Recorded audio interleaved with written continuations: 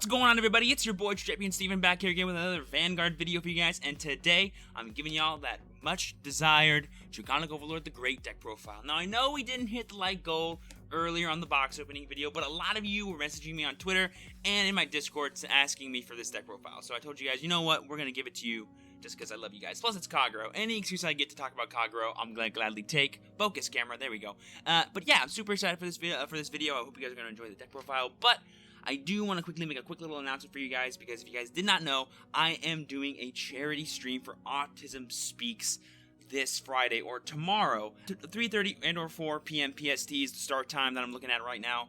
It might be a more set time, so feel free to check my Twitter and my Instagram at around this time. The video goes live, so this should be an update for that kind of stuff. But really quick, if you guys are wondering what Autism Speaks is, I made a little thing for you guys. Wow. Autism Speaks is an organization dedicated to promoting solutions across the spectrum and throughout the lifespan for the needs of individuals with autism and their families through advocacy and support. Increasing understanding and acceptance of autism spectrum disorder and advancing research into causes and better interventions for ASD and related conditions is their main objective. And wow, we're back. So what you guys just heard was me kind of explaining who Autism Speaks are, what they do, and why we want to support them, because they are just an amazing group of people doing an awesome thing for autism and the cause of trying to research autism or help or be advocates for people with autism. And that's a really dear cause to my heart, and I want to do my very best to help out. A month ago, we did a charity stream for them where we raised over $1,300. So tomorrow we're going to try to do that again. We're not going to try and reach $1,300, of course, but we're just going to do a charity stream, and what we get is what we get, and it's going to be awesome. If you guys want to come hang out with me, I'll probably play some Vanguard. I'll probably do some deck building. I'll probably just do some just chatting for a while. It's going to be at least 15 hours. That's the set time that I have guaranteed for the stream. You guys can add more by coming in, donating. You guys can subscribe, follow, all that jazz. Everything that stream makes will just go directly to Autism Speaks right after, so it's going to be super awesome. The campaign will probably last from Friday to Monday, so even if you guys can't make it on Friday or Saturday, feel free to always just check the donation links and see if they work. If you guys are interested in helping out Autism Speaks or learning more about them right now, I'm going to go ahead and leave a link to their description, link to the website in the description below. Definitely go check them out. Also, there'll be a link to my Twitch channel if you guys want to be notified of when the stream actually goes live without having to follow me on Instagram or Twitter. Feel free to do so by following me on Twitch. All links can be found in the description below. I'll also leave a link to my Twitch highlights page where you guys can check out the past charity stream that we did. It was over 22 and a half hours. It was an amazing time. We did all kinds of crazy stuff. It was super cool. This stream is going to be even better. I want to see every member of the True Squad there. I want to see you guys there. It's going to be super awesome.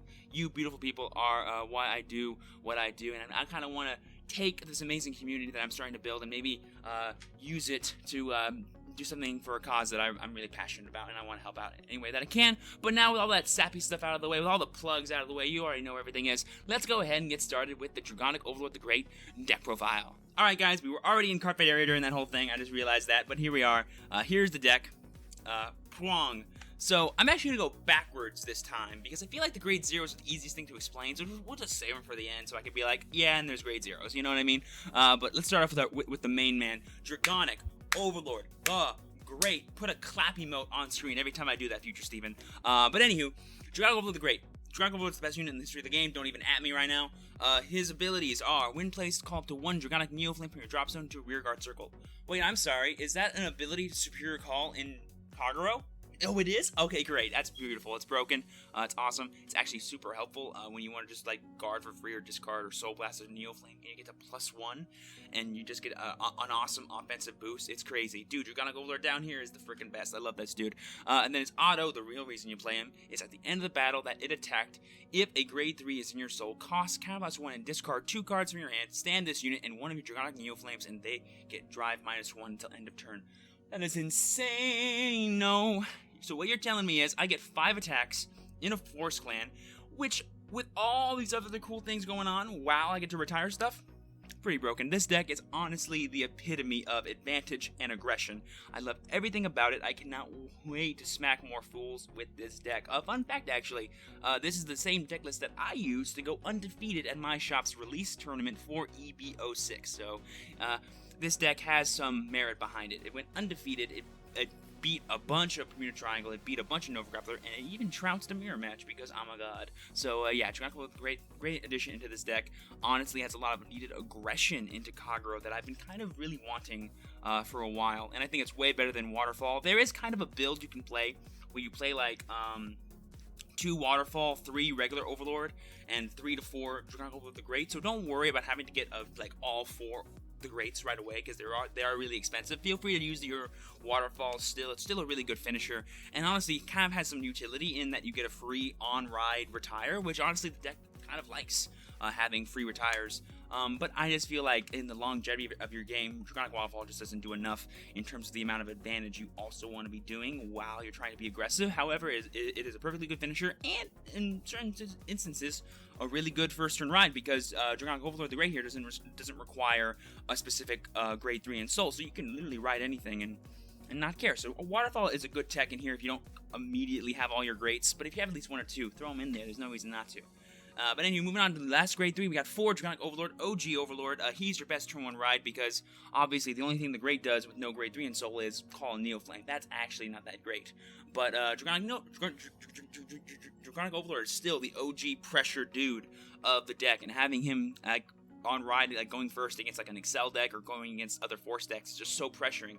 If you get a crit on his drive check, you just do like 4 free damage if your opponent can't guard. So it's honestly super awesome. And then if your opponent guards, you just like don't do anything. So he's literally pressure the card. Another really cool thing about him is that I don't see enough people putting him on rear guard circles because and using his effect, because he's basically a free force marker on rear guard as well. And what's really cool is sometimes when you get that second grade 3 and it's the Great, you kind of don't really ride anymore after that, because all you have in your hand are Dragonic Overlord. So a lot of people I see just like hold their hand and don't call down their Overlords, and I'm like, what are you doing?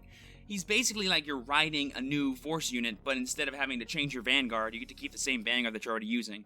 So like what I'm saying is, when I have a Dragonic Overlord the Great on my Vanguard circle, and I have a Dragonic Overlord in my hand, I don't want to re-ride, obviously, because Dragonic Overlord the Great's way better to stay on. So what I'll do is I'll just, instead of having him on Vanguard, I'll just call him and get the free force marker by just having him on a rearguard circle where previously there was not a force marker. So it's really free and really awesome, and honestly, one Soul Blast is not that expensive. In fact, sometimes what I'll do is I'll Soul Blast just to get a Neoflame in the drop zone, and then I'll like next turn re-ride a Dragonic Overlord the Great, boom, get that Neoflame right back. Like, it's so free. So yeah, these dudes are literally meant to be played together because they're both Overlords and the best, so definitely play 4 of each. Next up, we're going into our Tech Grade 2s. We got 2 Dragon Full Armored Buster. Honestly, he's not that great of a card. You use his effect once if you ever use it at all. He's a good ride when you don't have Berserk Dragon in hand, and other than that, he's kind of whatever. I kind of want to cut him at this point, but he is another like retire that isn't counterblast costed, which is actually really nice, because what sucks is all the ways we have to retire in this deck are counterblast. So sometimes you can't proc arrows without like being forced to just attack a rearguard, which sometimes you don't want to do in order just to get counterblast. So he's a nice way to countercharge as well in combo with cards like Airmo. And that's really cool. Plus, he is technically like a +1 all the time, so that's really good. But his effects are continuous Vanguard Rearguard. If your opponent has no rearguards, this unit gets power +3k. That effect doesn't really happen that much, but it can, and it's nice. But then his other effect is Auto Vanguard Rearguard. When placed, cost Soul Blast 2. Choose one of your opponent's rearguards. Retire. Look at the top 7 cards from the top of your deck. Reveal up to 1 Overlord in its card name, and put it in your hand, and then shuffle the rest of your deck. Really good. If you ride him turn 2, instead of riding Berserk Dragon, he basically is the exact same thing, except you can filter instead of just draw a blind +1, which is nice. I think on average, though, the blind +1 is always better, which is why we still play 4 Berserk Dragon, but we'll get to that more in just a second. So Full Armor Buster, good card, you can play it, you don't have to play it, but I'm playing it right now, and it's just fine. Now, the real secret spice, 3 Dragonic Burnout. People are not playing enough Burnouts. I see people play 2, maybe 1, but 3, dude. 3 is the number, because this is an act skill. They stack. If you have 2, I can play both of them. It's literally the best. Oh, my favorite thing to do is like against Bermuda Triangle or against like Nova Grappler, like decks that like don't have retire effects. I just like plop these dudes in the back row, because we're a force deck, so who needs boosters? And I just go every turn, Counterblast 2, return 2 guards, boom, blow up 2 dudes. Every single turn. I'll play Airmos down, and I'll blow them up. It's great, dude. It's the freaking best. Oh, man, Dragonic Burnout is such a value card. Plus, he allows you to kind of do neat little plays, like cycling your like your greats and your overlords for late game, because sometimes the game can go on pretty long. So a cool thing that I like doing is I like putting back my greats into the deck after I like soul blast them out, and then what I use, and then I use full armor buster to search for one, shuffle the deck, and then I get more great these back. So that means I can get more force markers, and by putting more cards back in the deck, you run the risk of decking outlets, which can happen.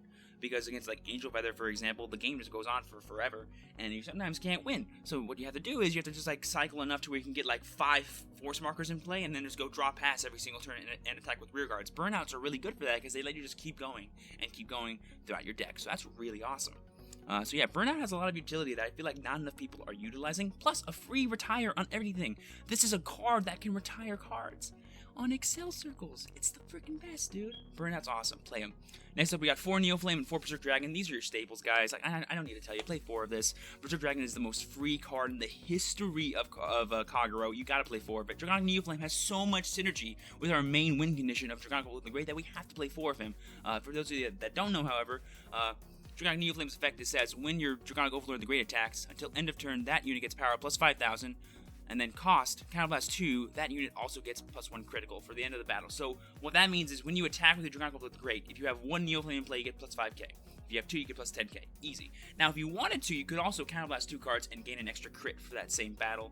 I rarely use that effect. He's mainly in here for the plus 5k you get each time you attack. Now, no, it does not stack, but you attack twice, so you go 28-28.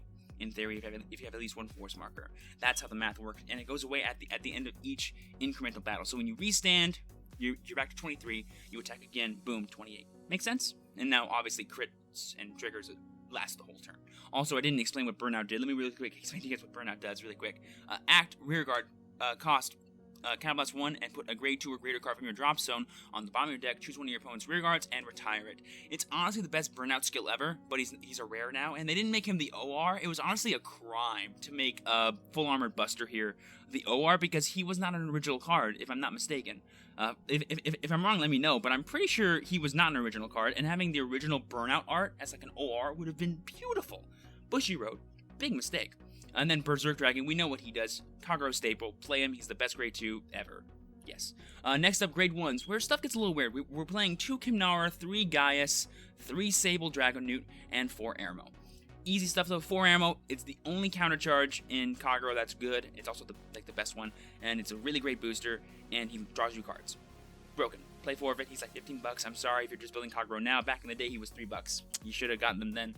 But get them now because they are worth it. Next up, we got 3 Sable Dragon Newt, or as I like to call them, Walmart brand Airmo, where basically it does the same thing that Airmo does, but instead of you countercharging, you just draw. He also has a Vanguard effect that says when its attack hits, draw a card, so that's really nice that we have like an optimal grade 1 ride if we go second, so that's pretty cool. Let's do like a +1 on grade 1 ride, and then next turn we ride Berserk Dragon or Full Armor Buster, get another +1, super cool. Next we got 3 Dragonic Gaius, finally a deck where I like playing Gaius in it. Because what's really cool is, by having Gaius and Neoflame and all these like pressuring attacks, I can just decide, hey, I'm getting a crit this turn, so you need to be guarding my attack. So what's cool is, when your opponent's like at 3 damage and they have like all their damage face down, I can swing with my great and go, Counterblast 1, Gaius, put it in the soul. You now have to guard this first great attack. And then he restands and attacks again. And if at any point I check a crit during his drive, any of his 3 drive checks, he's still threatening. It's so crazy. Plus, we still have Neoflame, so after we Gaius, we could still Neoflame by Counterblasting 2 if we have like a lot of Counterblast faced up. It's honestly an insane card to have in this deck. He's not in here for some wombo combo play where you can just win the game in 1 turn. He's in here as like another source of advantage because he pressures your opponent to guard attacks that really they didn't have to guard. And it's super awesome. That's why I love having Gaius in here. For those of you that don't know, Counterblast 1, put him in the soul. When it boosted, you can, instead of boosting, put him into the soul and add a crit for that battle. Basically, it's Neoflame's effect, but for any grade 3 Vanguard is basically what it is. And then finally, we have 2 tech grade 1s. These don't have to be in the deck. You could obviously cut these for 4 Sable Dragon Newt or for the 4th Gaius. But I like having Kimnara in here because she has an awesome effect of Act, Counterblast 1, retire this unit, choose 3 of your opponent's rear guards, and retire all of your opponent's rear guards other than those units. So basically, in any generic deck, if they have a full board, she's basically a Counterblast 1 retire 2. But against any Excel deck, she's basically a Counterblast retire however many are left after the 3 you get to decide. So against Great Nature, she's really good. Against like decks, what's another one that calls a lot?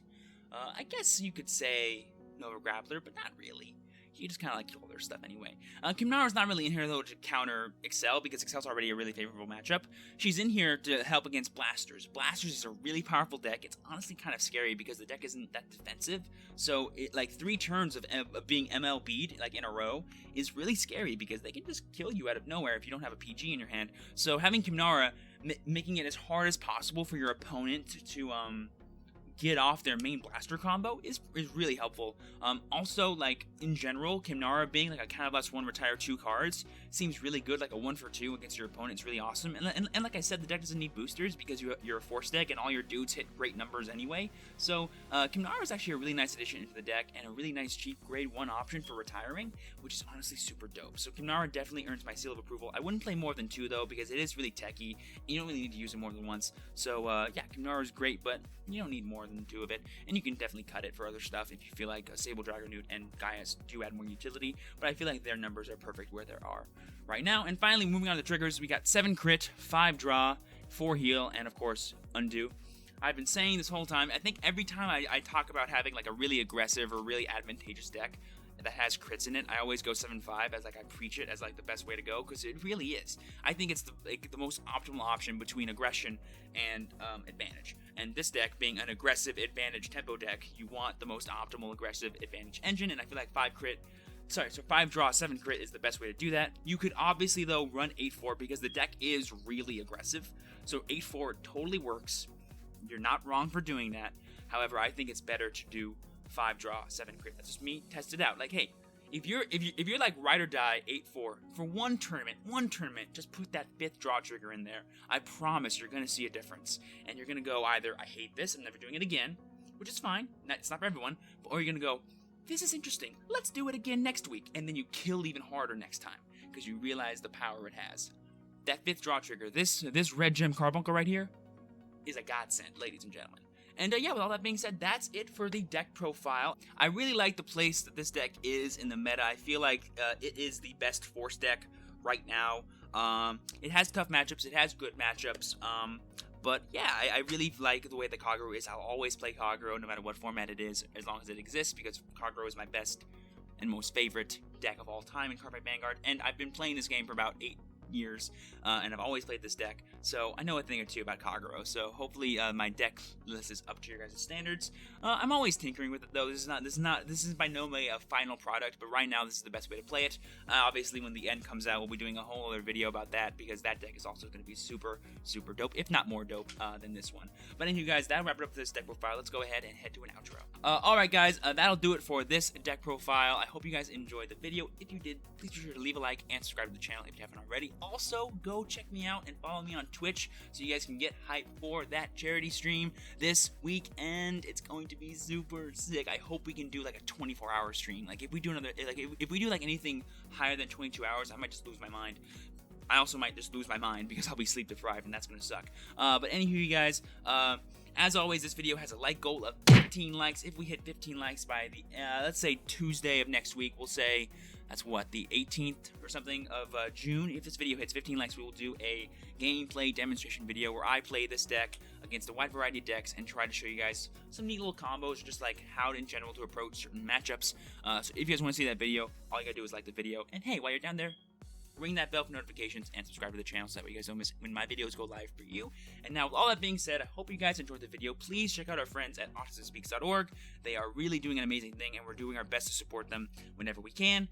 And as always, I have been TrueChampionSteven. Always remember to work hard, rest easy, and live well, and I will see you all next time. Peace out.